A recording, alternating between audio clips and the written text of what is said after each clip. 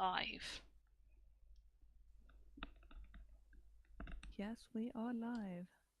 Good evening, everybody. Hope yes, we are live. Good, good. I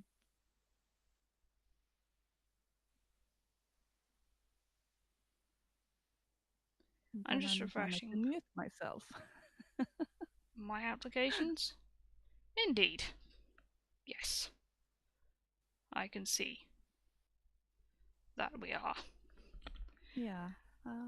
Good evening, everybody. I hope you've had a good Sunday afternoon.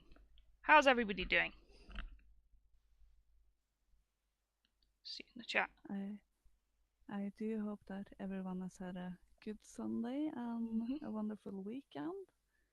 Uh, Yeah. just finished the weekend with some stories, and tonight we are planning to treat you with the lore of dragons. Yes. Got a lot to say about dragons. They are probably one of the most prevalent creatures in myths all over the world. They are featured everywhere from Europe to Asia, and there's certainly a lot of varied representations of them all over the world. In many different religions as well, they are involved. Yeah, they do pop up everywhere, basically. And uh, Yeah. it seems to evolve. So yeah, usually we're talking about with dragons, they're large reptile-like creatures, enormous wings, and they breathe fire. They're well known for hoarding things, guarding things, attacking castles. But there's sort of been an evolution of them, really. There's difference, really, between how the West views dragons and the East views dragons. And they've come from really being serpents in a lot of early cultures. And they can be extremely benevolent or extremely not. So it's kind of two different views, and the West tends to hold that they are not benevolent, and the East tends to hold that they are. The Western perspective is obviously what we will mostly be focusing on, and in most of our stories today, dragons do represent chaos. They're dark, they're dangerous, they're often depicted as living in places which wouldn't have been safe for ancient people to be in. And usually they're trying to hoard something valuable, uh, or, you know, damage someone in some way. But Yeah, they seem to start off as snakes, and then in Europe they started to evolve a bit they definitely with the did. stories in the Middle Ages. So Mm. part of that was due to the church with their Leviathan that also influenced them in being so seen as more of an evil creature, but used as heraldic ornaments. So it does point out that dragons are quite cool. They really are, and they've been around for really a long time. There was the ancient Mesopotamian dragon, Mashusu, who was thought to be an attendant of the gods, and it was thought to live in the Babylonian palaces, and it apparently met its end at the hand of the biblical prophet Daniel. So they took Daniel to the temple of Bel Nebuchadnezzar. That's Nebuchadnezzar's god. Yeah, and they showed him the dragon, and then they challenged to match his invisible god Yahweh against their living god. Um, Daniel apparently got one over on the Musu eventually by poisoning it, and then the Egyptians had one as well. Apep. He was a dragon that always threatened to eat the sun, actually.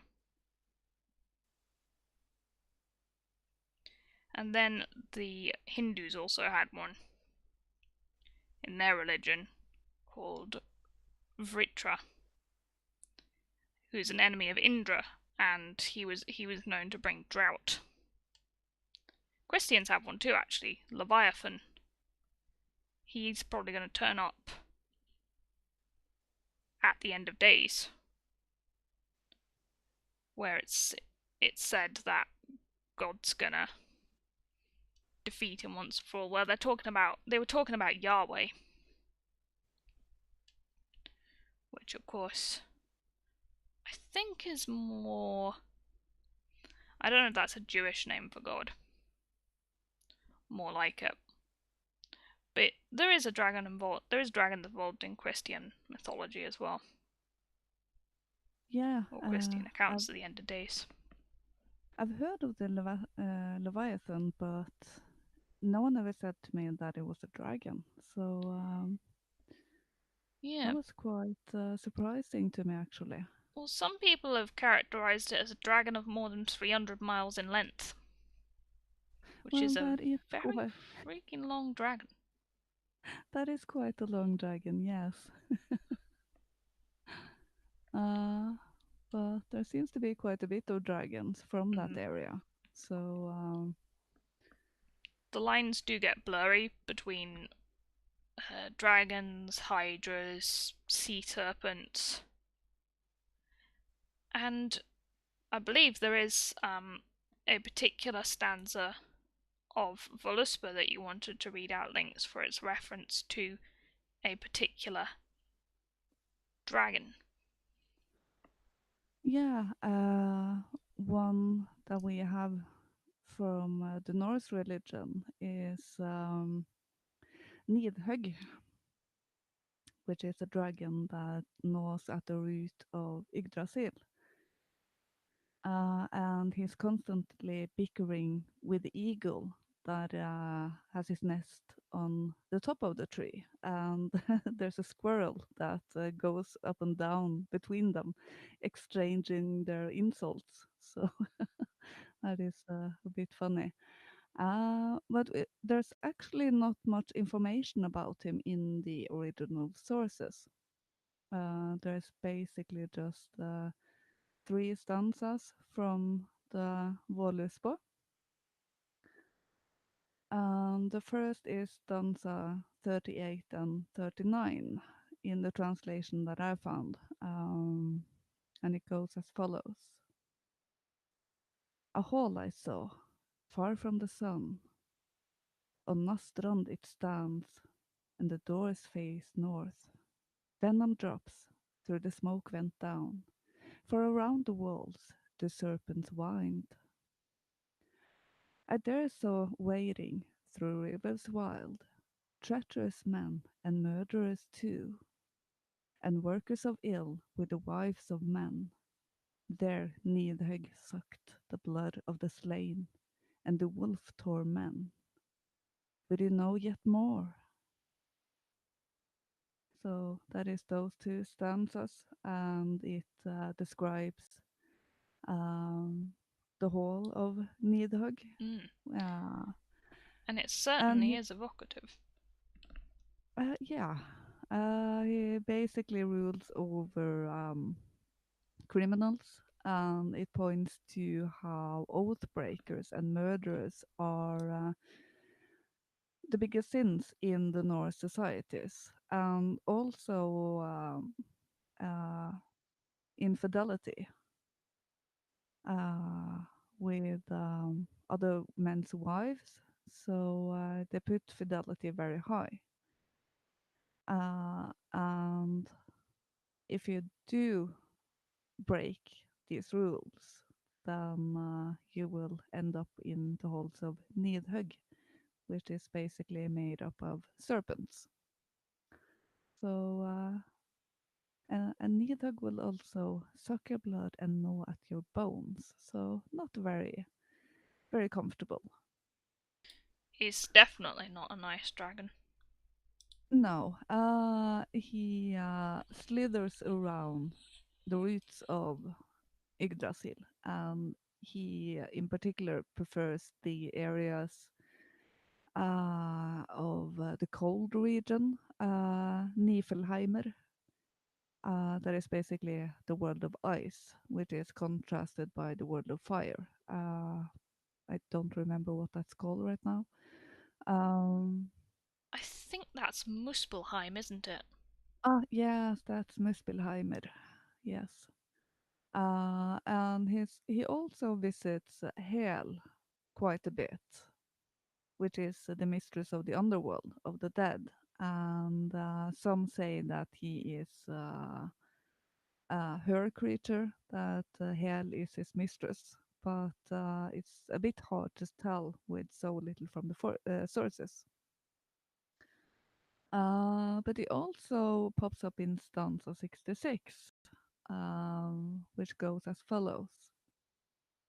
From below the dragon, dark comes forth, Nidhugg flying from Nithafjol. The bodies of men on its wings he bears, the serpent bright, but now I sink. So that is from after the Ragnarok is finished and peace again comes to the world. Nidhugg is a survivor of the battle. He still carries the bodies of men, of the dead men, of the criminals that he has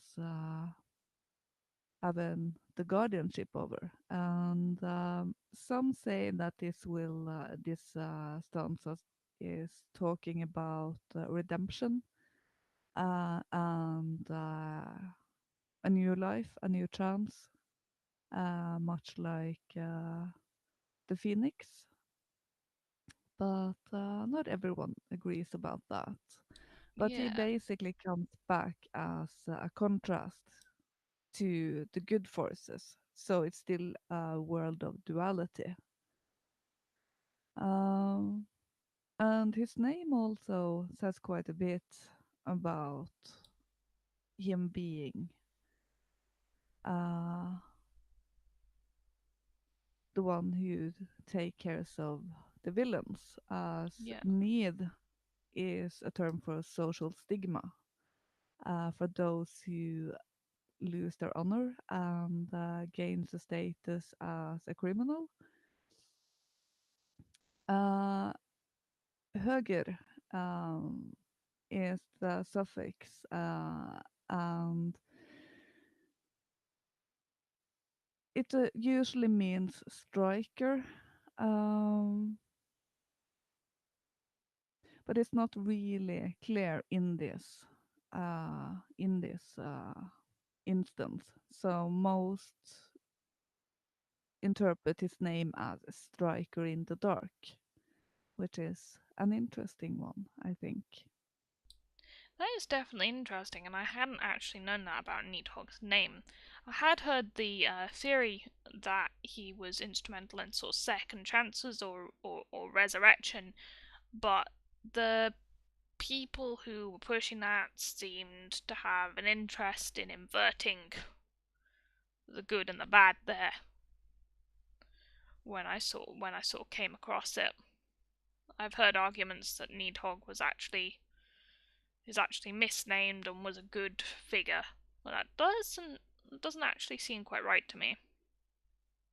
No, not when you take the language into consideration and the meaning of the name, then the initial view of him seems a bit more correct. But on the other hand, it is a dual world, place between good and evil, so to speak, and the forces are constantly battling. So it's a world of gray more than black and white. Mm. But I do find the interesting aspect of being a figure of redemption for the villains quite interesting. That is an interesting perspective indeed. Yeah, we got we Hmm. got some we got some people in the chat. JT So we Smith, do. Yeah. Hey, Steve is JT. Good to see you. hey. And offensive username is also here, and Oh, I'm Dummy. So good evening to you. yeah. Good evening to you guys. We always see you around, and it's really great that you keep coming back to the stream Hmm. because we do like doing it. It's always a good opportunity to relax on a Sunday night. Yeah. Yeah. And have a little break from politics for Mm. those who want it. Uh, Yeah. Just a little break because we do get a lot of talking about intense stuff all the time. hmm. Yeah. I think we should get on with the first story. Hmm. Now, the first story I wanted to read out was a story that's a bit unusual. It's called The Laidly Worm of Spindleston Huff. In Bamborough Castle once lived a king who had a fair wife and two children, a son named Childwind and a daughter named Margaret. Childwind went forth to seek his fortune, and soon after he had gone the queen, his mother, died. The king mourned her long and faithfully, but one day while he was hunting he came across a lady of great beauty, and fell so much in love with her that he determined to marry her. So he sent word home that he was going to bring a new queen to Bamborough Castle. Princess Margaret was not very glad to hear of her mother's place being taken, but she did not repine, but did her father's bidding, and at the appointed day came down to the castle gate with the keys all ready to hand over to her stepmother. Soon the procession drew near, and the new queen came towards Princess Margaret, who bowed low and handed her the keys of the castle. She stood there with blushing cheeks and eyes on the ground, and said, "O welcome, father dear, to your halls and bowers, and welcome to you, my new mother, for all that's here is yours." And again she offered the keys.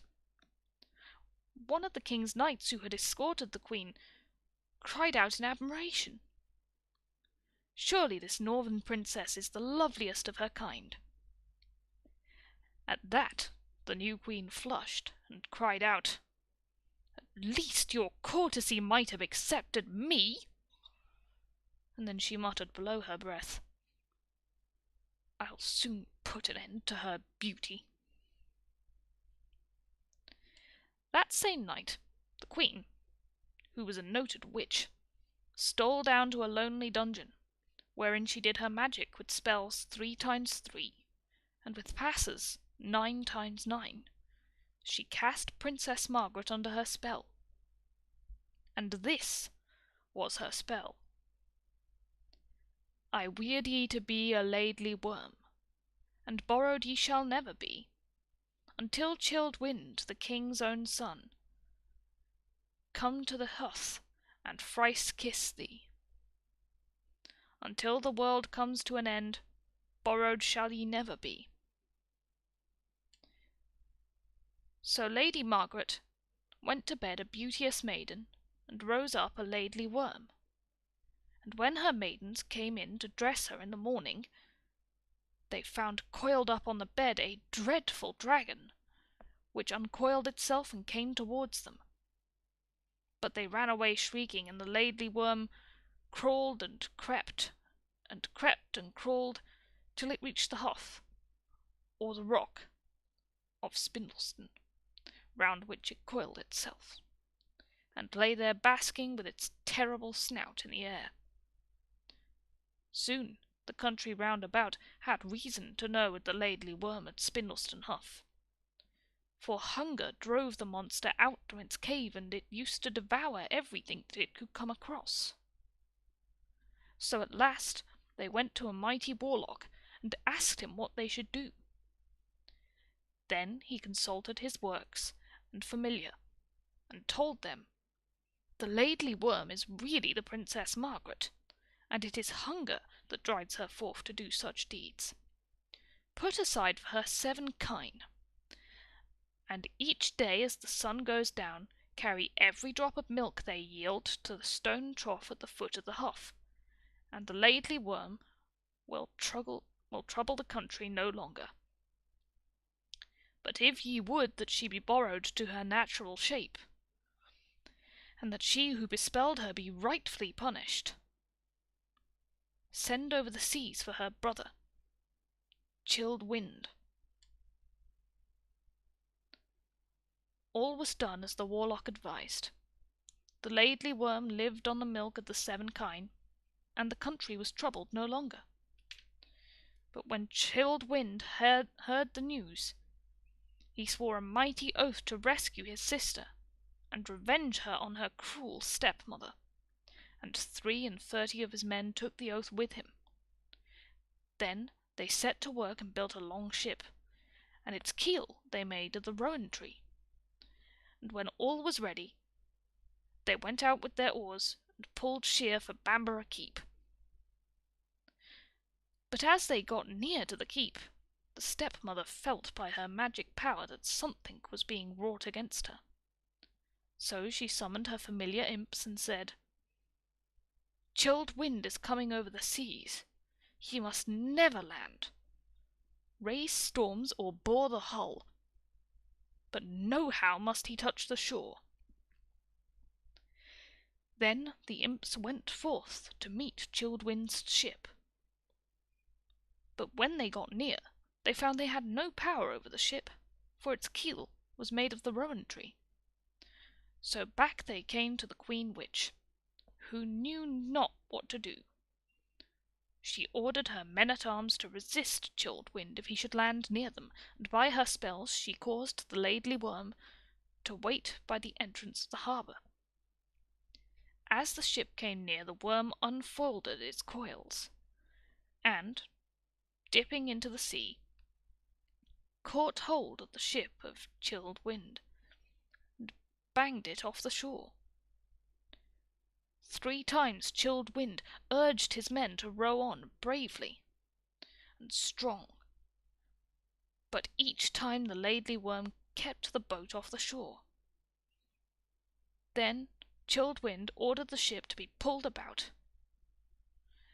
and the Witch Queen thought that he had given up the attempt. But instead of that he only rounded the next point and landed safe and sound in Buddle Creek, and then, with sword drawn and bow bent, rushed up, followed by his men, to fight the terrible worm that had kept him from landing. But the moment Chilled Wind had landed, the Witch Queen's power over the laidly worm had gone, and she went back to her bower all alone. Not an imp, nor a man-at-arms to help her, for she knew her hour was come. So when Chilled Wind came rushing up to the laidly worm, it made no attempt to stop him or hurt him. But just as he was going to raise his sword to slay it, the voice of his own sister Margaret came from its jaws, saying, "Oh, quit your sword, unbend your bow, and give me kisses 3. For though I am a poisonous worm, no harm I'll do to thee." Chilled Wind stayed his hand, but he did not know what to think if some witchery were not in it. Then said the Laidly Worm again, "Oh, quit your sword, unbend your bow, and give me kisses 3. If I'm not one ere set of sun, one I shall never be." Then Chilled Wind went up to the Laidly Worm and kissed it once, but no change came over it. Then Chilled Wind kissed it once more, but yet no change came over it. For a third time he kissed the loathsome thing, and with a hiss and a roar the Laidly Worm reared back, and before Chilled Wind stood his sister Margaret. He wrapped his cloak about her, and then went up to the castle with her. When he reached the keep, he went off to the Witch Queen's bower, and when he saw her, he touched her with a twig of the rowan tree. No sooner had he touched her than she shriveled up till she became a huge, ugly toad, with bold, staring eyes and a horrible hiss. She croaked and she hissed, and then hopped away down the steps, and Chilled Wind took his father's place as king, and they all lived happy afterwards. But to this day, a loathsome toad is seen at times, haunting the neighbourhood of Bamborough Keep. The wicked Witch Queen is that Laidly Toad.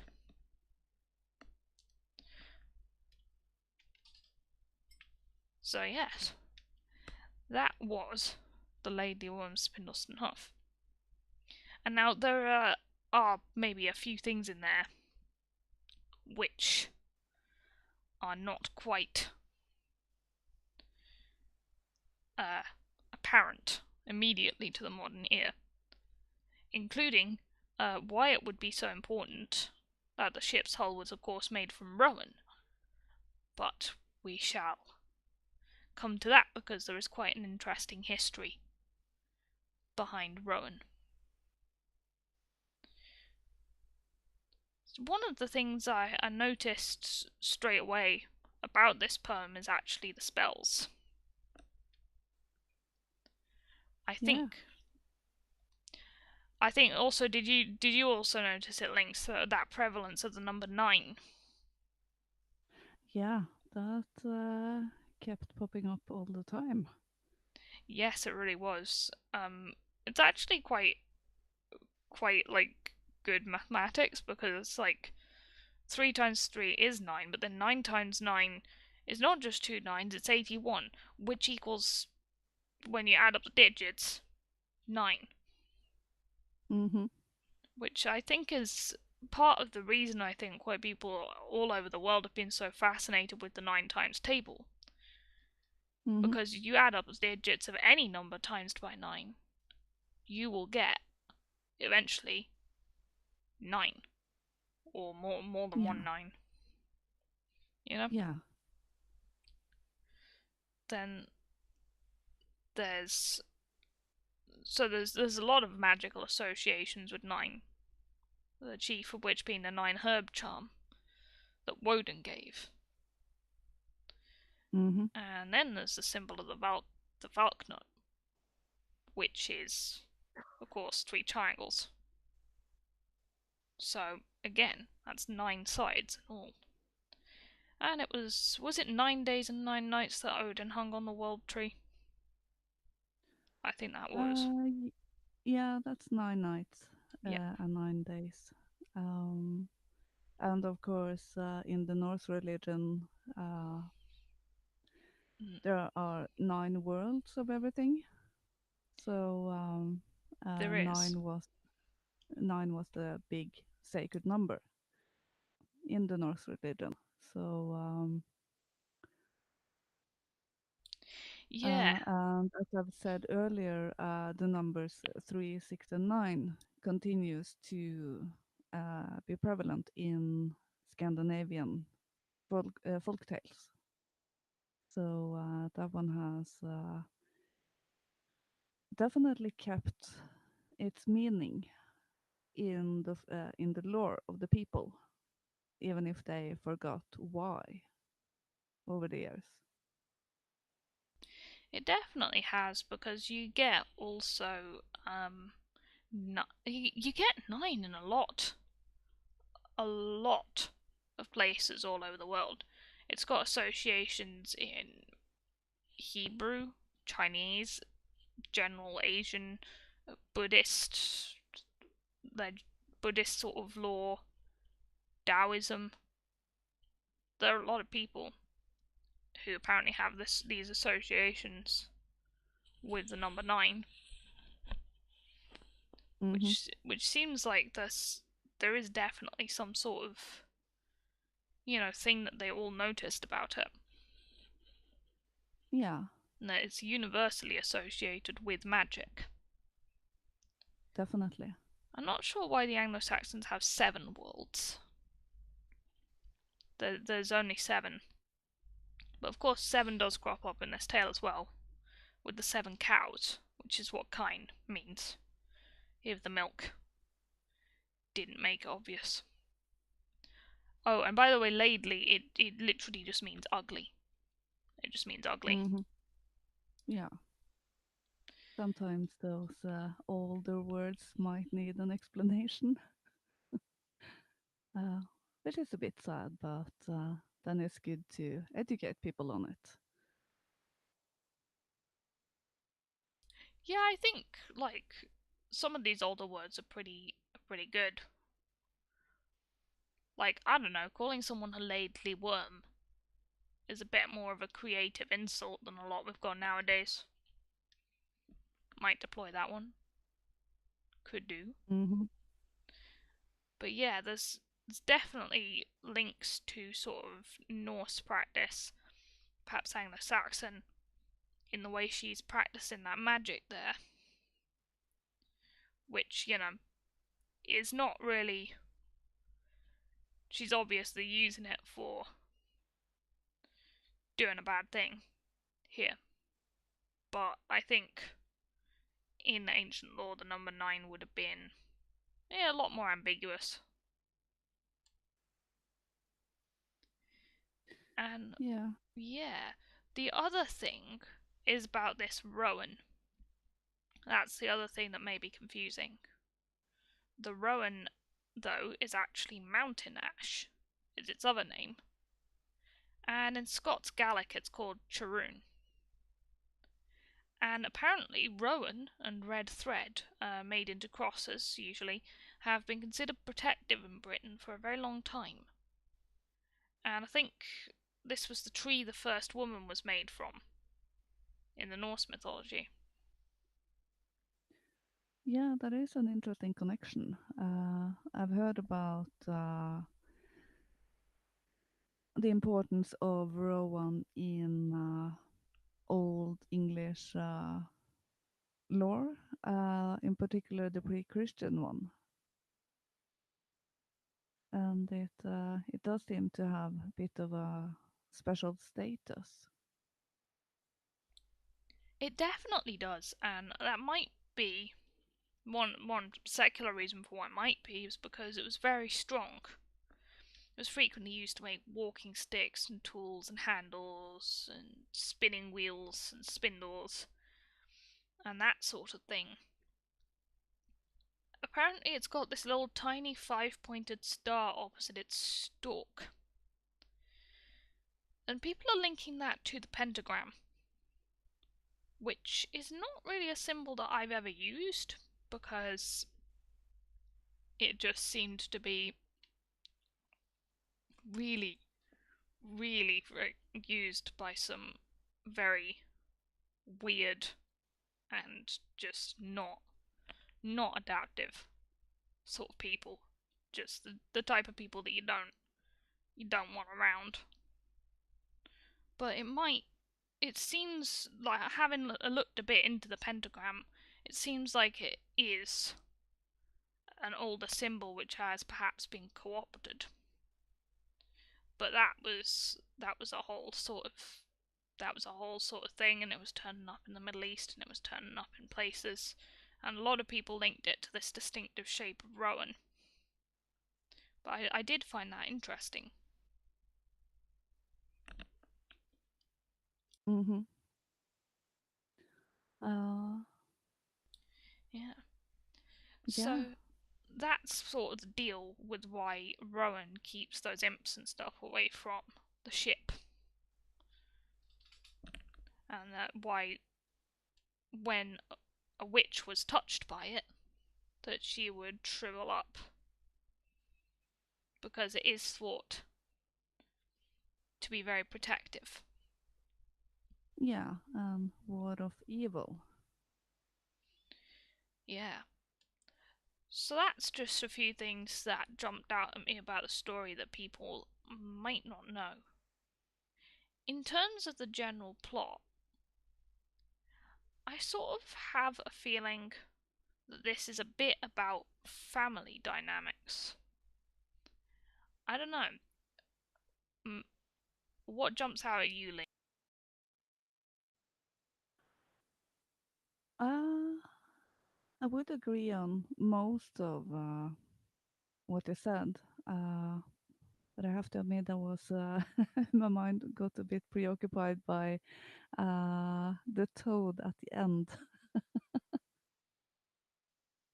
It's just sort of Uh, hanging around yeah, Bamborough Castle, just looking really bitter.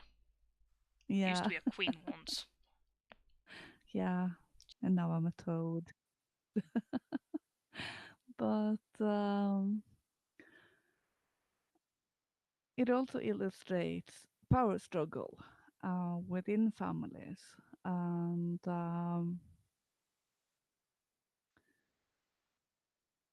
how that can lead people down a dark path. Instead of building each other up, they resort to infighting instead. So, uh, Yeah, really, and oh, definitely. I haven't really thought yeah, about that aspect of the infighting between families. Um, I was just checking the page for any new things in the chat, and I clicked on a Ninja Genie, and it was like, you can't donate to yourself. So I can't give myself my own money. That no, does make sense, D Life. yeah. Yeah, But we did get a diamond from Syrup we did. Goldstein. Oh, Not thank no, you. a diamond. Sorry, that was a ninja genie. Oh, a Ninja Genie. Wow. Yeah, apparently I'm This. blind today. And he says, the evil of men is greater than the evil of dragons. JRRT. And that is definitely true. Uh, we can definitely Mm. up the game to a dragon. Well, thank you for our Well, first ever Ninja Genie. yeah, that That is is the very first Ninja generous. Genie that we have ever got. Thank you very much for Yeah, the Ninja car. yeah. That is really, really It was, great. yeah, that is quite humbling actually. Indeed. uh, Thank you very yeah, much to Mr. or Mrs. Syrup Goldstein. I don't know. yeah, Can't tell on the internet. No women on the internet. That's what they say, right? I don't exist. yeah. I'm an illusion. Uh, I guess I'm just LARPing as a man while I'm on the internet. Yep. So, while I'm on the internet, I can just identify as a man. Problem Yep. Well, solved. that's the gender fluidity. Your gender changes when you're on the internet. Yeah, Totally valid. No one should invalidate definitely. you for that. Oh dear. Uh, no, ultimate gotcha. Yeah. And Jewel. Well, I'm a both man and dragon. Uh, Dragon neutral. Well, Jewel is he is a Welshman, so That's true. yeah. And That's actually, well, welcome to Jewel and Fusion Reactor and yeah. a name that is very difficult for me to pronounce. What Uh, what is it? I I can't see it. Where? Botram. That's on YouTube. It's on YouTube. Yeah. Just Uh, I fusion assume reactor. that Uh, I assume that it's an oh, Irish name. Aethrin Bodran. I yeah, that looks Irish. Yeah.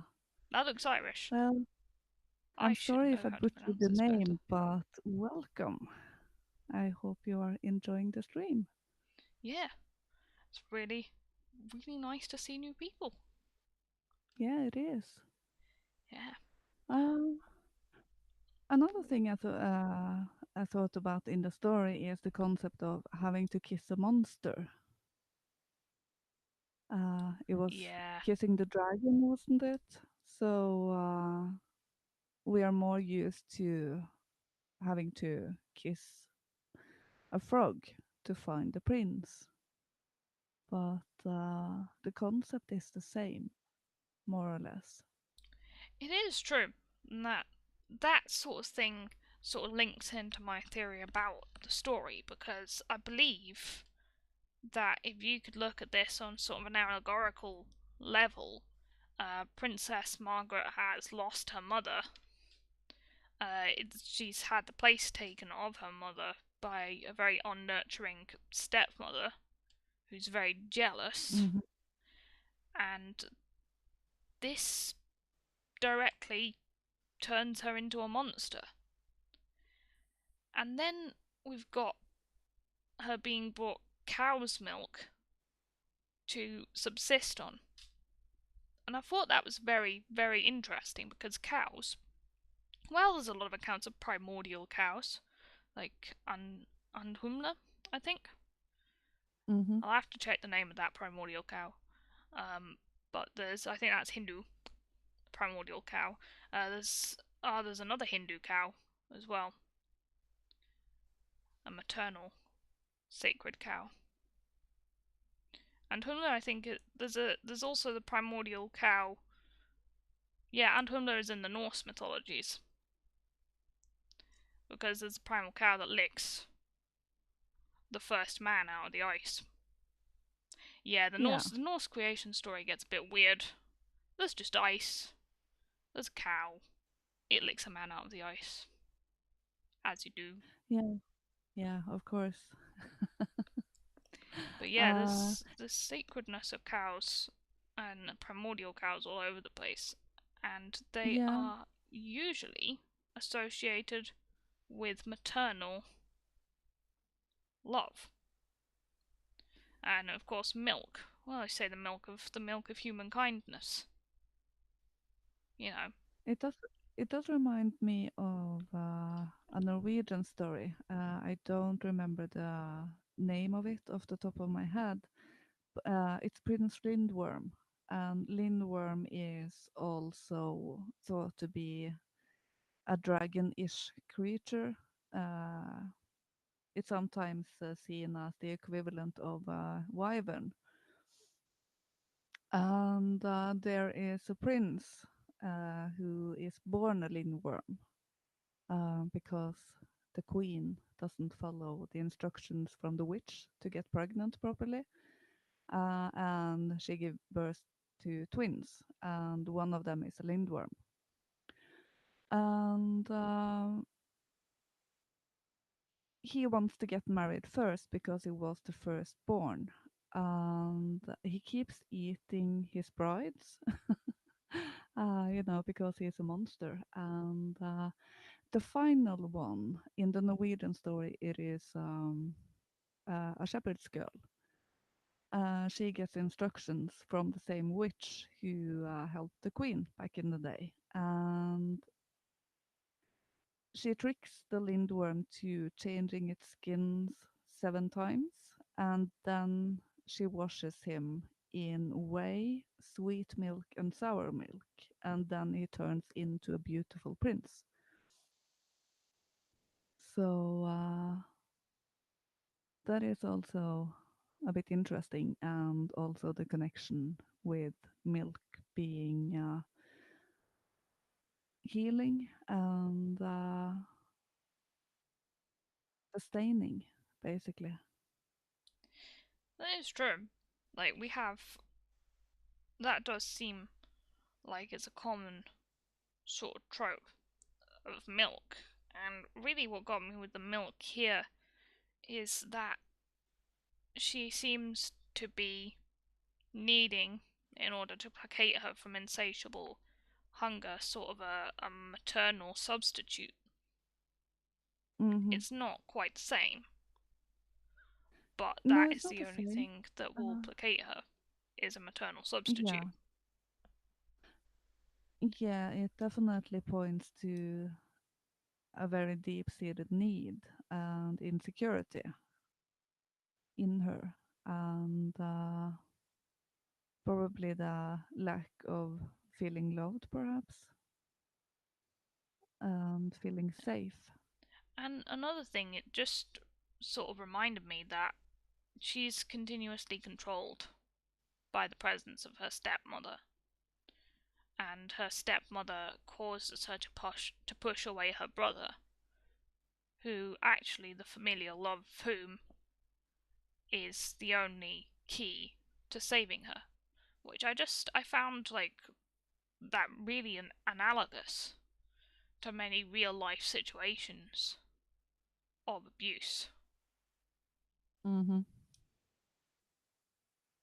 which is sort of where my mind went with it first off. It's interesting also that the Queen has died when Chilled Wind is gone, and he obviously seems to be this embodiment of ideal masculinity. You know, a brave man, an adventurer,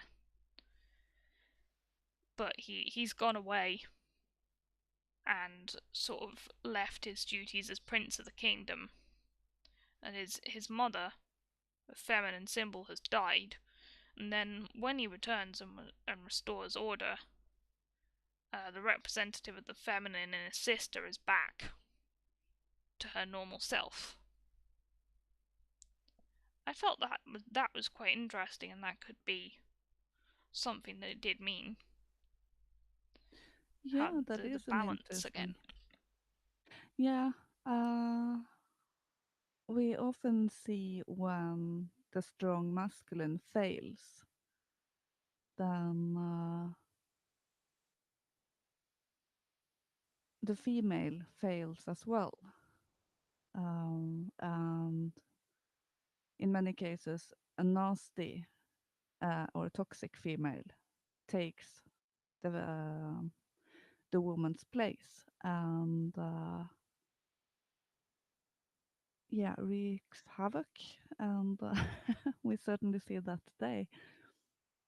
I would agree. Chilled Wind has got a bit of a funny name. I mean, it's got an e on the end. It could be pronounced childe or child, Mm-hmm. but it seemed like chilled was probably the way to go to pronounce it. Yeah, it's not always easy to tell with the old names because the spelling could be a bit here and there. Yeah, it's different. It's Old English, and I do think that is somewhat of a conundrum for your modern reader, because it is a lot more um Germanic than what we've got now. I mean, I have a feeling that it might actually be more accurate to say childe wind, but like I don't want to sound like I'm being a fake Anglo-Saxon. Just Yeah, there is that. sounded a bit pretentious to read the whole thing out in like yieldy faking Old English accent. I do not Well, speak with Old English. I wish I could. It'd be great to just randomly be able to yeah, speak to certain other incredibly geeky people in Old yeah, English.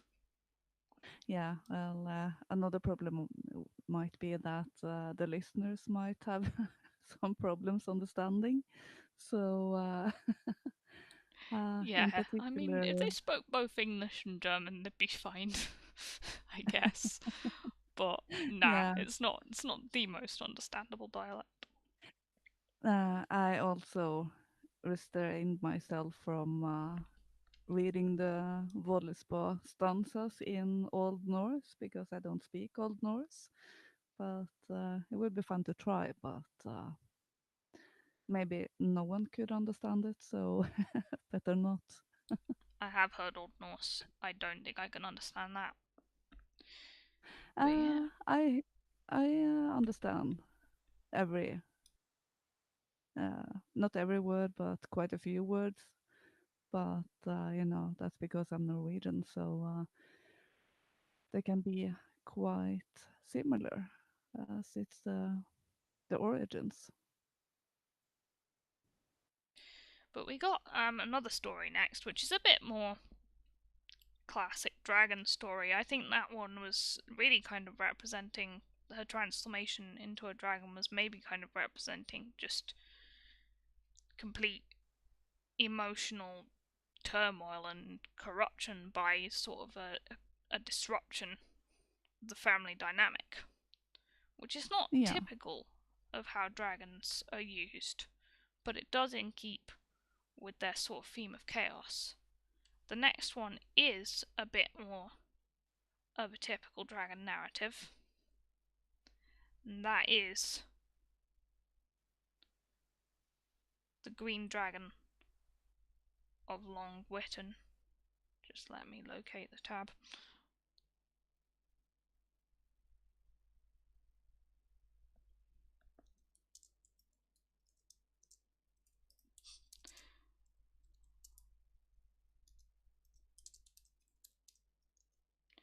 There we go.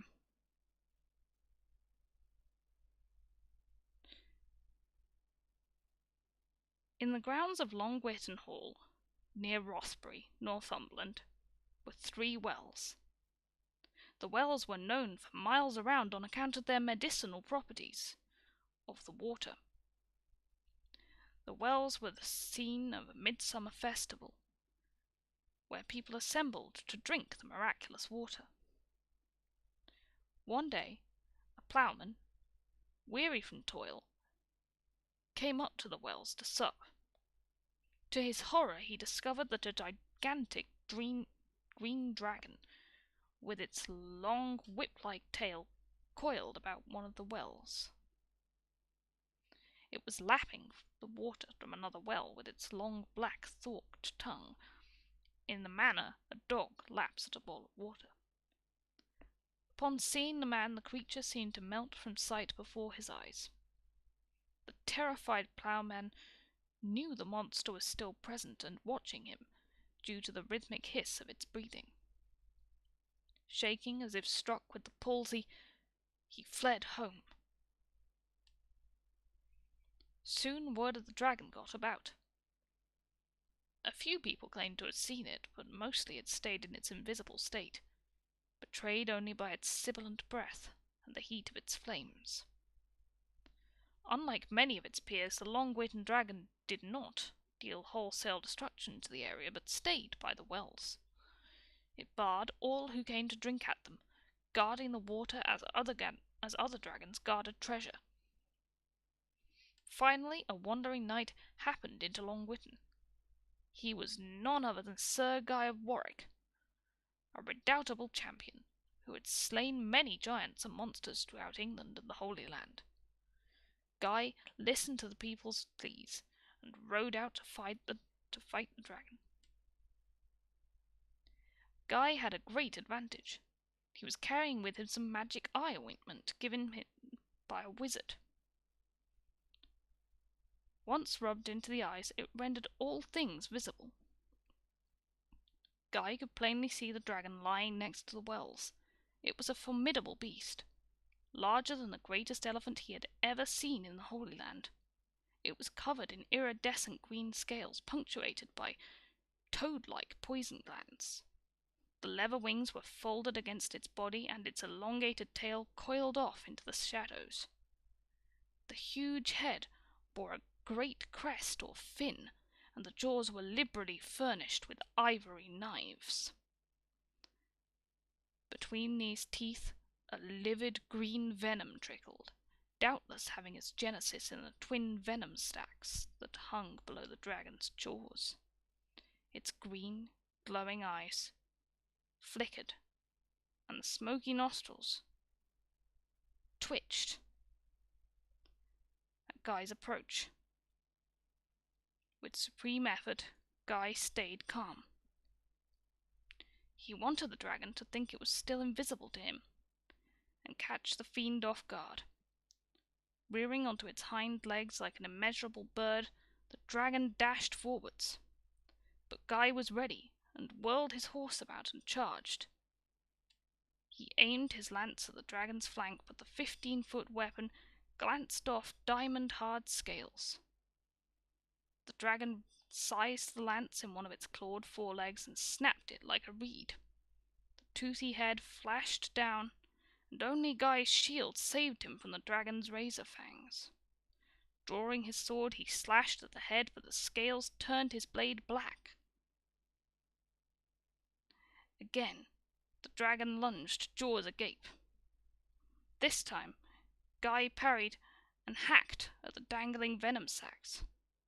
He slashed one open, releasing a gout of smouldering green poison, but to his horror the wound healed before his eyes. The flesh grew back into place in seconds. Guy pulled back, knowing he was outclassed. As he retreated, the dragon breathed a great cone of flame, blistering his flesh beneath the armor. Guy and his steed staggered back to the village defeated, but he was a man of honor and promised the villagers he would face the beast again the next day. After rest and recuperation and the dressing of his wounds, he returned to his foe. This time the dragon was ready and charged forward, snorting flames. Guy hurled a spear at the crested head, and it lodged in one of the flaming nostrils. As his nemesis shook its head in irritation, Guy rode round it, and swiped at the toad-like growths that spouted in rows between the scales. His blade tore them, and more of the evil green liquid ran in rills down the monster's side. But once again the wounds closed like the mouth of monks.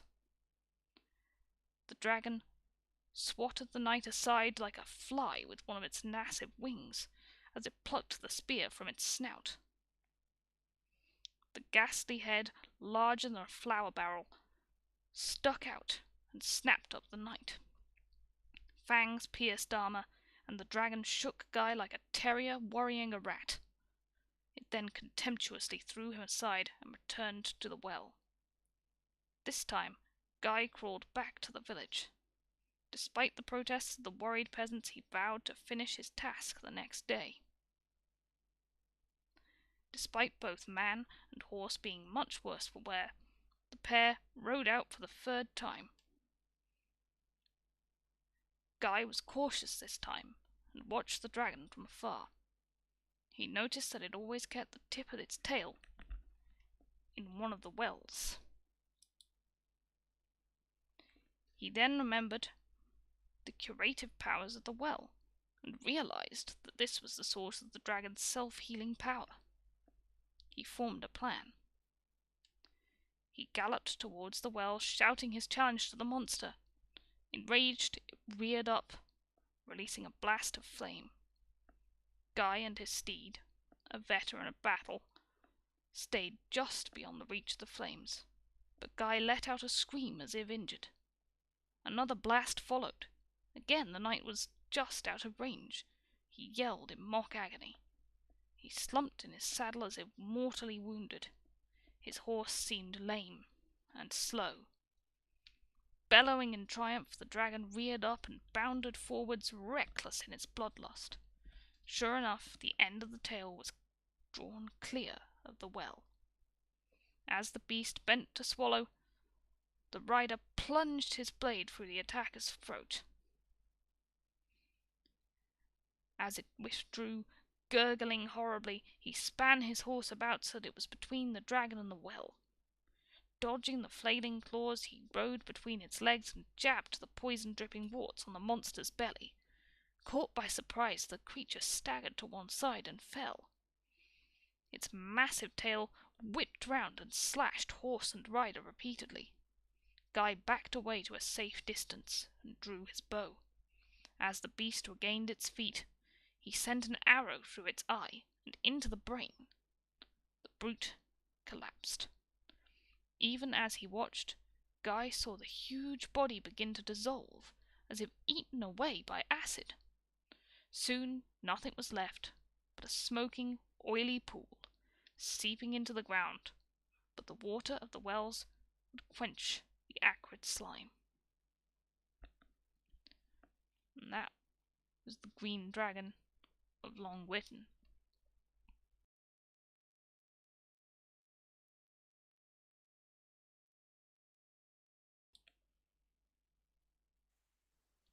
And that is a more classical dragon story.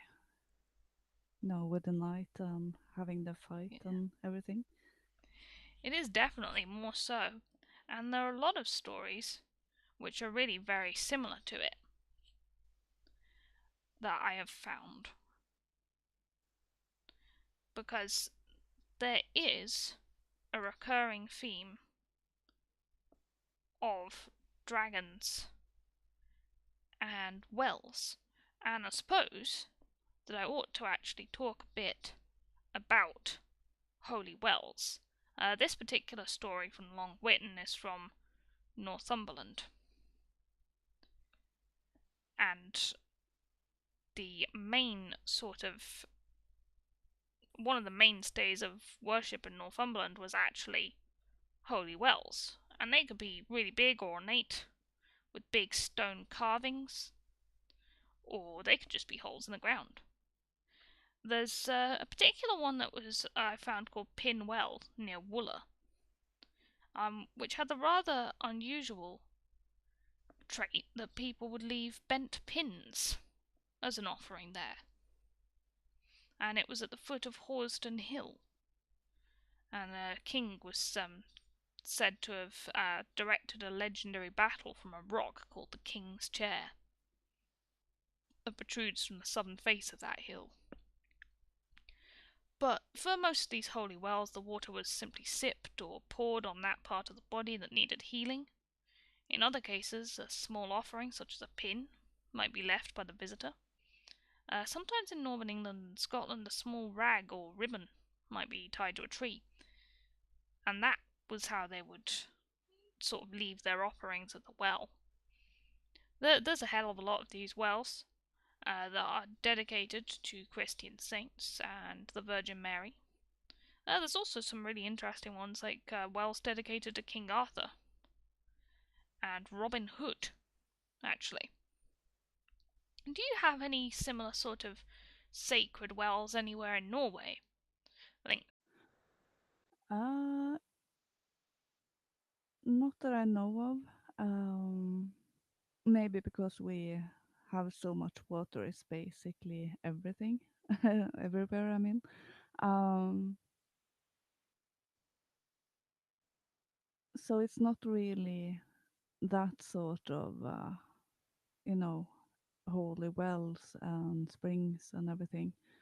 Um, we don't really have that connection. That I think that is more found in other places in Europe, and I, in particular, associated with Greece, uh, because they had a huge significance put on springs and wells, uh, and they were in many cases tied to nymphs and other creatures like that. And there's been many sanctuaries found with offerings to these creatures around. And also quite a bit in France, I think. Um, No, but there was yeah, but not in it's definitely Scandinavia. something that I was intrigued to know if other cultures had more of, because I know It is a very big thing in the British Isles. There are tons and tons of holy wells, and also there does seem to be an association between any body of water and perhaps a portal to sort of another world. But that is Yeah. because there are a lot of other stories. Um, there's one very similar to this one, the Lambton Worm in County Durham. So that's a newt type creature that's fished out of a river and discarded into a well, which grows into a terrifying serpent that hogs the well and is eventually slain. Apparently, Oh, that well still exists, and you can go see that. beware, It's at the beware foot. of the newt, I suspect. Yeah, beware of large poisonous dragons. Yeah, Beware of small newt things too. But you can go see yeah. that if you want to see it at Worm Hill, Penshaw. That's on the bank of the River Wear. And there's also the Dragon of Wantley, which features a dragon guarding a well. And there's definitely an ancient Greek legend because there's a dragon that stopped people reaching the spring of Ares in Thebes, which is Mm-hmm. almost identical to the Long incident. So it could be that it derived from that sort of story and it was a localization or an anglicization of that. Yeah, But you have people developing these things quite apart from each other sometimes, where there are dragons coming from wells. There's also ponds.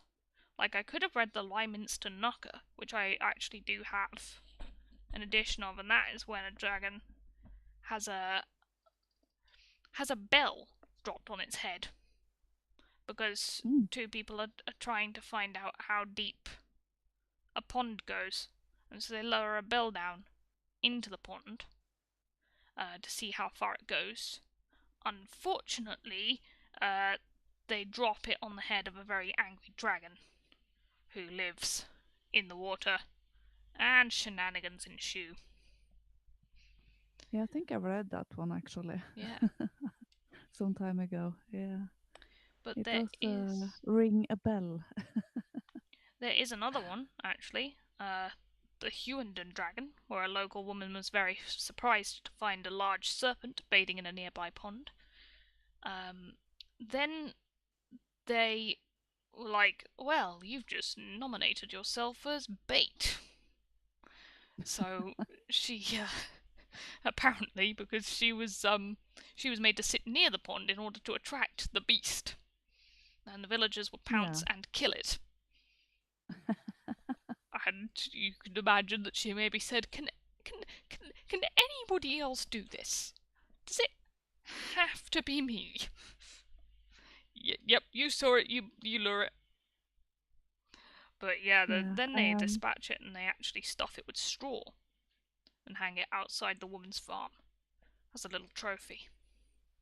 yeah. I can imagine they're saying, "Oh, don't worry, you'll be perfectly fine because we're gonna do pounds on it." Yep, and we can totally overwhelm a dragon. Yeah, Oh, thank you for the lemon, I am turkey. The lemons. And the Stevo donated a lemon too, thank you. Yeah, but there's probably a few reasons I think why people might have told stories about wells. One could just say that it was a natural landmark and a sort of a centre point. But that seems like a bit mundane. It was because it was very important. It was very important. It was the source of all life. So maybe dragons hanging around wells and preventing you from getting to wells would be evil forces threatening your very existence. yeah, and it's also a center point in the community. Uh, meeting while at the wells to get the water. So it's very important for the socialization of people. Um, so in That that sense, is. if you can't use the wells, it also starts to break down the social cohesion to a certain degree.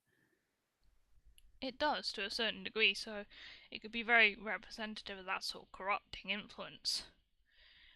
It might also have been parents scaring their children away from the well, because you can fall down a well, you can drown a well. Hmm. But also, it does seem to be that there are some Anglo-Saxon associations and some general associations of water and just sort of kind of borders of another world. And I can't remember precisely. If I do find the information on this, I will tweet it, post it. But yes, I think there are associations with sort of still ponds and still bodies of water because obviously they had reflections and they were sort of these very still places that they sort of were veils and transitional points,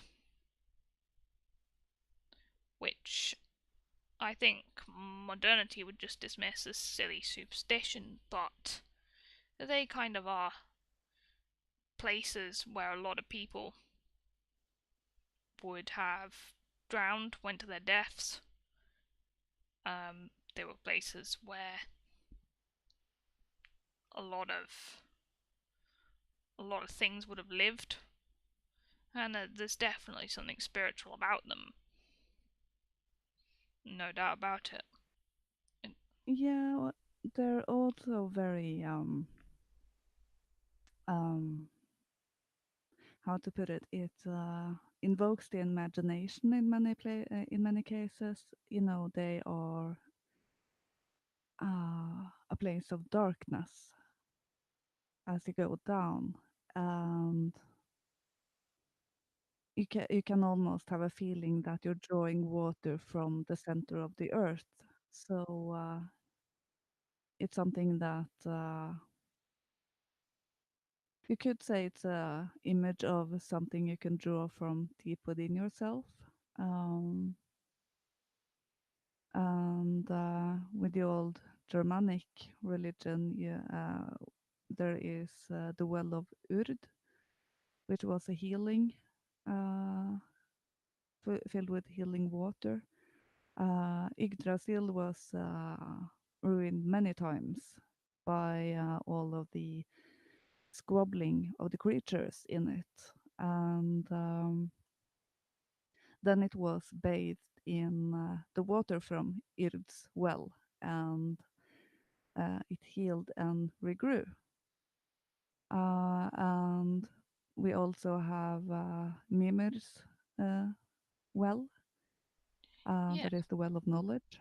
So it had some deep meanings in the old lore. So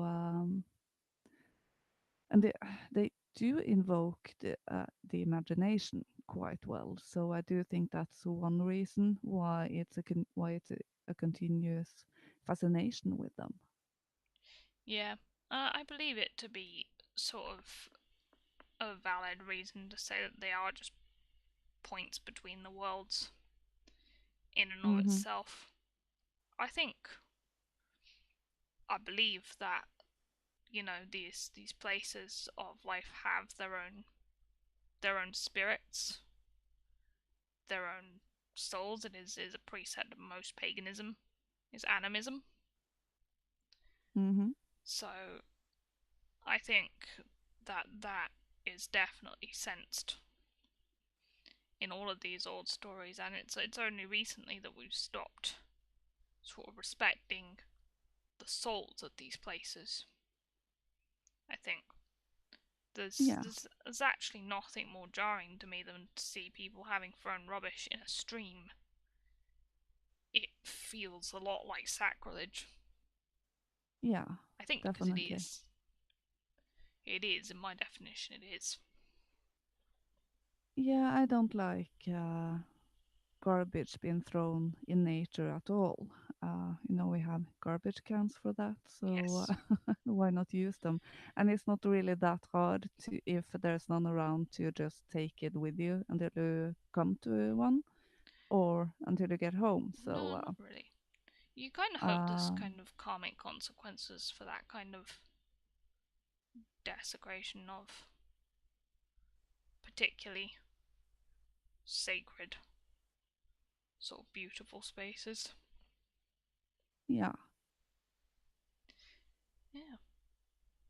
But we have one final story about, and that's the one Norwegian dragon story. Am I correct, Lynx? one of three One of three. where, yeah, that I know of at least. Mm-hmm. They're not really prevalent in Norwegian lore. Uh, we do have the Prince Lindworm story that I Yes. referenced earlier, but then he is uh, referred to as a lindworm. But there are three stories where they are actually referred to as a dragon. And one I've read earlier, it was the boy who turned himself into a lion, a falcon, and an ant. One of the monsters he is battling is a dragon. And the second story, it is also as an obstacle for the hero. But the third one is more of a moral story, which is the one I'm reading tonight. And it's a kind of a funny story. And it's not a long one. So I hope you can take something away from it. The world pays no different. Once upon a time, there was a man who went into the forest as he needed some new poles for his haystack. But he could not find any trees that was as tall and straight and dense as he needed. As he came to a scree, he could hear complaining and screaming, as if someone's life was in jeopardy. So he went over to see what was going on, if anyone needed his help. And he found that the sounds came from under a large flat stone slab. It was so heavy that many men would be needed to lift it. So he went back to the forest and felled the tree to use as a beam, so he could prop up the slab. From under the slab came forth a dragon, and he wanted to eat the man on the spot. Indeed, said the man, I saved your life, and you will eat me for my trouble. That is shamefully ungrateful of you, he said. That may be, said the dragon, but I'm hungry. I've lain here for 100 years with not a taste of meat, and the world's pay is no different either. The man spoke well for himself and begged beautifully for his life. So they agreed that the first one to pass by should judge between them. If he judged differently, then the man would keep his life. But if he sided with the dragon, the man's life would be forfeit. The first one to come was an old dog walking beneath the scree. They talked to him, and he should be their judge. God knows I have served my master faithfully ever since I was a small puppy, the dog answered. I have lain awake for many a night while he has been sleeping on his green ear, and I have saved his farm and goods from fire and thieves on more than one occasion. But now I can neither see nor hear any longer, and now he wants to shoot me. So I must flee and wander from farm to farm, sniffing and begging my way until I die. No, the world pays no differently, said the dog. So I will eat you, said the dragon, and wanted to eat the man right then and there. But the man spoke beautifully for himself and begged feebly for his life, and finally they agreed that the next one who came along should be an arbitrator between them. And should he hold with the dragon and the dog, the dragon should devour the man and make a meal of man flesh. But if he did not, the man would keep his life. Then there came an old horse walking down the road, following the rice. They spoke with him and asked him to judge between them. And yes, he could do that. Now I have served my master for as long as I could draw and carry, said the horse. I have toiled and worked for him, so the sweat has dripped from every hair, and I have driven steadily until I have ached and grown stiff and exhausted from work and old age. Longer of use, and I can't earn my feed. So now I shall have a bullet, he says. No, the world pays no differently, the horse said. Yes, so I will eat you, said the dragon, and opened its mouth wide to devour the man. He begged so beautifully for his life again. But the dragon wanted a mouthful of man flesh, he said. He was so hungry he could not control himself any longer. Look, there comes one who looks like his appointed judge, said the man. Mikkel the fox came skulking down towards them between the rocks in the scree. All good things are three, said the man. Let me ask him as well, and if he judges like the others, you can eat me on the spot, he said to the dragon. Oh, yes, the dragon said. He had also heard that all good things are three, and so it should be. The man spoke to the fox as he had to the other two. Oh, yes, said the fox, but then he took the man aside. What reward will you give me if I free you from the dragon? The fox whispered in his ear. You're going to come to my home and watch over my hens and geese every Thursday evening, the man whispered back. Yes, this looks like a matter of tenancy law, my dear dragon, the fox said. I cannot get my head around that you, who are such a large and powerful animal, could have enough room under that slab of stone. Well, I was lying here sunbathing, said the dragon, and then there was a rock slide and tipped a slab of stone on top of me. That may be, Mikkel said, but I cannot fathom it, and I won't believe it until I see it, he said. Then they should try it, the man argued, and the dragon slipped back down the hole again. The man immediately snitched away the beam, so the stone slab crashed over the dragon again. Now lie here until Judgment Day, said the fox. You wanted to devour the man when he saved your life? The dragon screamed and complained and begged for himself, but they too went on their way. The first Thursday evening, the fox would look after the hen house, and he hid himself behind a pile of fence posts lying there. As the girl was to feed the hens in the evening, Mikkel slipped inside. She did not notice and did not see him, and she was scarcely outside again before he bit to death 8 days' worth of food and ate until he could not move. When she returned in the morning, the fox lay there snoring and sleeping in the morning sun, with all four legs to the sides, and it was stuffed as full as a sausage. The girl ran up for the wife, and she and the girls came with poles and sticks and started to beat Mikkel until he was dead. More, I'm sorry, until he was more dead than alive. But as the end was near and they thought he would pay with his life, Mikkel found a hole in the floor. He slipped out and limped and dragged himself to the forest. Ow, ow!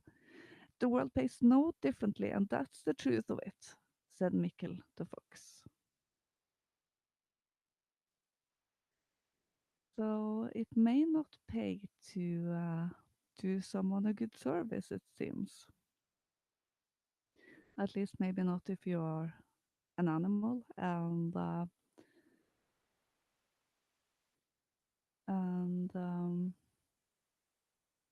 you can't really speak for yourself.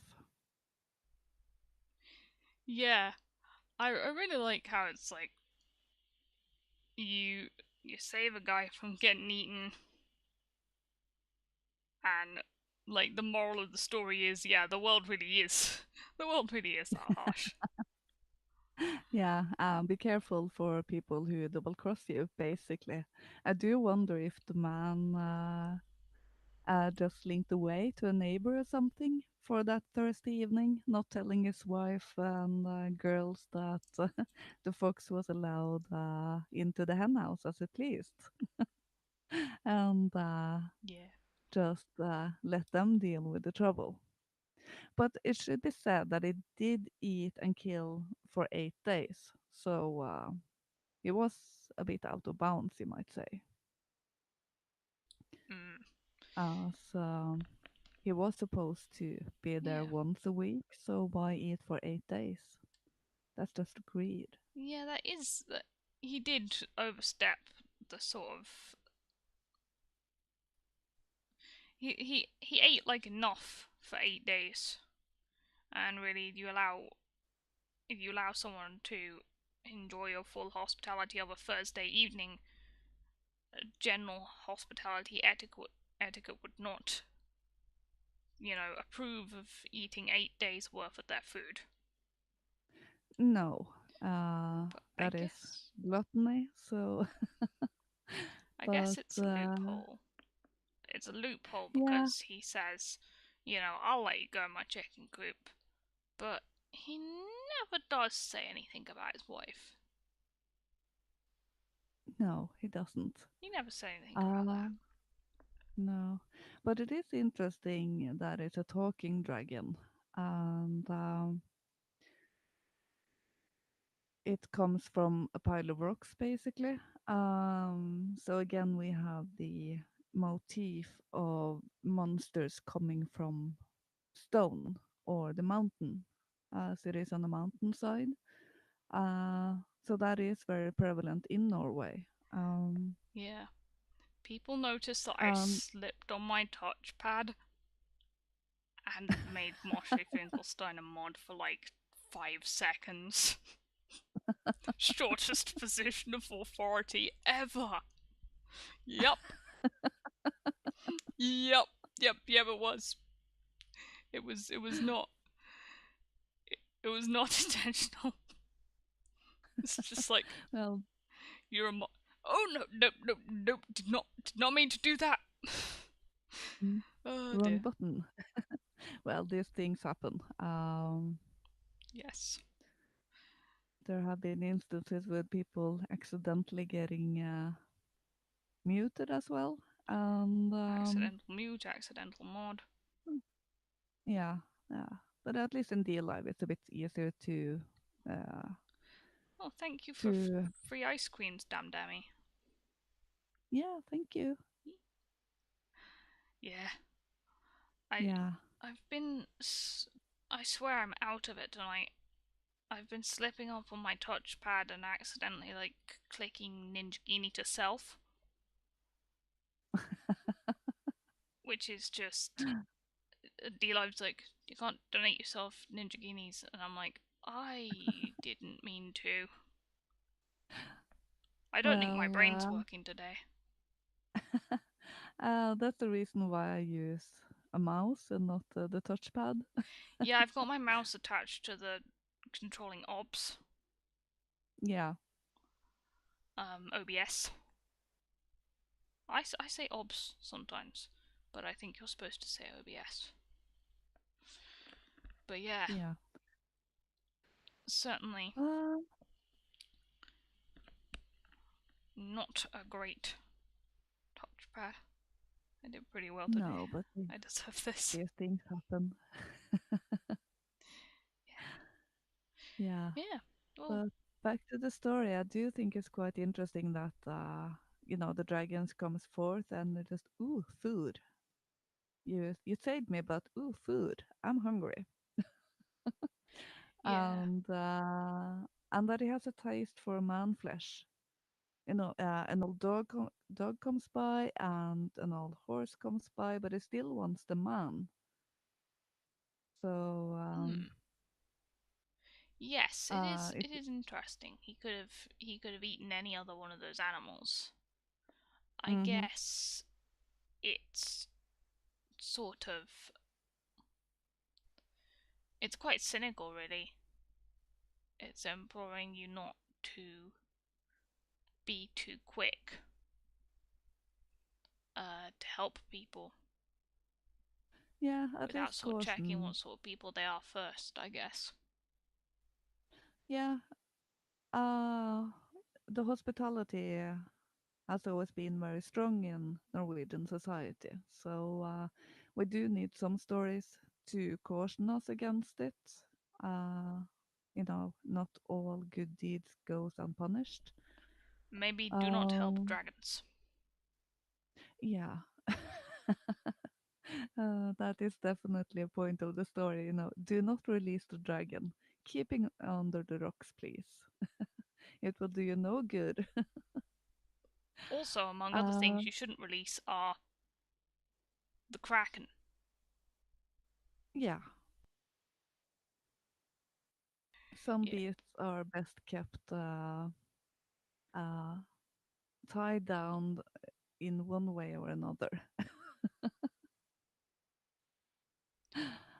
Yeah. And but it also reminds me a bit. I think it's particularly birds who, when they come out of their shell, then they Mm. bond with the first creature they see. It did remind me a bit of that in an inverted way, in that Mm. He came the first out from creature. under the rock and wanted to eat the first person that he saw. Yeah, exactly. So I saw um, you first, that is, you're the snack. That's how it works. yeah. I want man flesh. End of story. That's a weird quote out of context. Yeah, People are a gonna have bit. fun taking some of this stream Oh yeah, out of context. yeah. Context is always important, as we all know. Um, Yeah. But I but just it, thought it was a really funny story. yeah, it is a funny story, and it's more of a moral story than Mm. with deep lore and everything. Uh, but as said, it's connected to the mountain, and the Mm. mountain is surrounded by forest. And of course, with the forest and dragon, I do think of Yggdrasil Yes. with Mm. Nidhögger I down at the roots. think maybe what it might try to be say is you shouldn't be dishonest in your intentions. Hmm. And maybe the main sort of character we're supposed to take a lesson from is the fox. Because the fox was saving the man from being eaten by a dragon with only consideration to what's in it for him. And then he abuses the debt that the man owes him to take maybe not more than he's owed, but more than is fair. Yeah, and but it's also Mm. being a judge of character. Uh, Yeah, the fox is known to be sly, and while he is clever, he can't really be trusted. yeah, Uh, so that's true. the man would probably be aware of that, and probably knew that letting him into his hen house might not be might not be the best That of is true. plans. He could have offered him a weekly amount of hens, for example, that it was given Yes, outside the hen house. that is indeed So, something that might have been more beneficial. But yeah, the fox's actions just reminded me of sort of the three sort of levels in action. Like what of an action, like what is your action, what is the consequence, but what were you thinking of when you did it is hmm, something that I know is taken into account karmically. I come yeah, up with these Hindu things because I've been reading a lot of that lately. Um, but yeah, it is interesting. Like he's done what's essentially a good thing, but he did it with the wrong motivations, and hmm, it came back to him as if it were bad. yeah. I also think it points to the European connection to our animals. Uh, both the dog and the horse Mm. have done their best to serve their humans for their entire lives. Yes. The reward they get when they have served for as long as they are physically able to is to get a bullet. Mm. Which And is kind of, yeah, very much like sort of injuncting against people for their cruelty against these old faithful animals. yeah, after a lifetime of service, at least they should Mm. be able to expect is to have a home. Yeah. But with poor farmers, it's not always that easy, in particular with the horse, because they do require quite a bit of food. But uh, that is part of the moral of the story that it may be not the best thing to just get rid of an animal when they've they've done their purpose. And at least if you're not well, if you're able to feed it, why don't you keep it and give it a home for the last few years of its life? Yeah, that is true. And it certainly seems to be um, an injunction against being ungenerous or, Hmm. disregarding people once they've helped you. Yeah, Yeah, some odd ads on the side of this page. It, it seems to be. It's telling me the collection that I need is erotic folk tales from Norway. I don't doubt. well, need might not be the best word, but Do I want to know what erotic folk tales from Norway are like? Yes. well, maybe the princesses aren't just nitpicking the trolls Oh or no, something. that's not But erotic. no, That's the exact opposite thing. Uh, yeah, no, but it's an uh, intriguing. That would be an intriguing collection indeed. And yeah. I don't doubt that there would be symbolism in those too. Maybe if we do the show much later at one point. Have a nightly show. Uh, I actually heard of a medical school in Norway who they were having a lecture on sexuality, and oh, they just happened to place that at midnight. huh. That's You that's know, sort of like midnight. It's always very symbolic, isn't it? yeah. Well, a nightly lecture on the topic of sex is a bit well, what should I say? Ironic. Mm. It's not something you can talk Talk about about it in the in day. daylight. Yep. No, it was actually.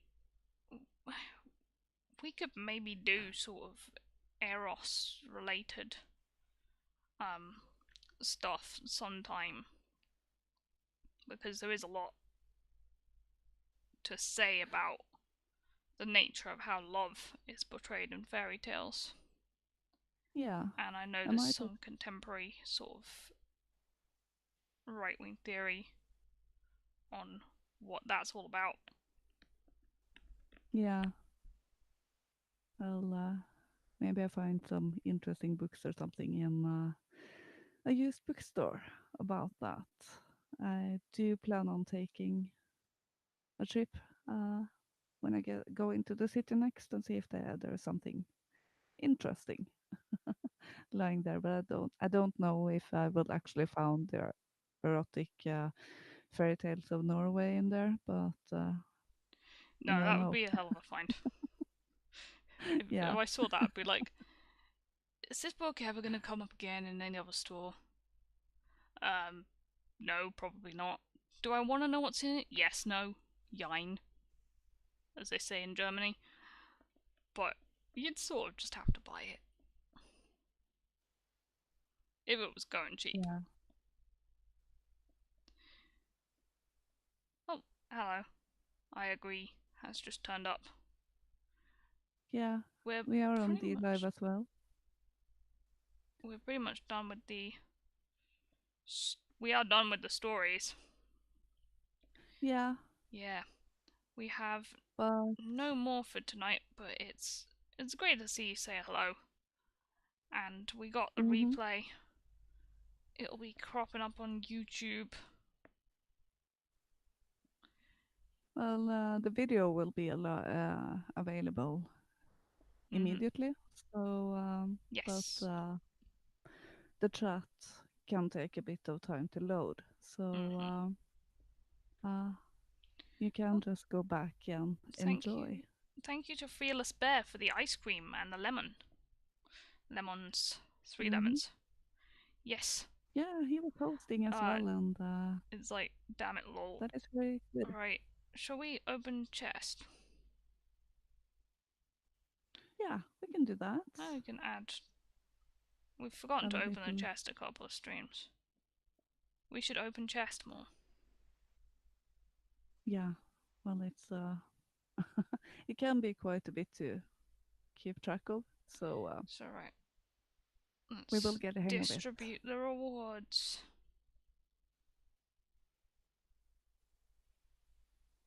Ah, welcome. I am Turkey.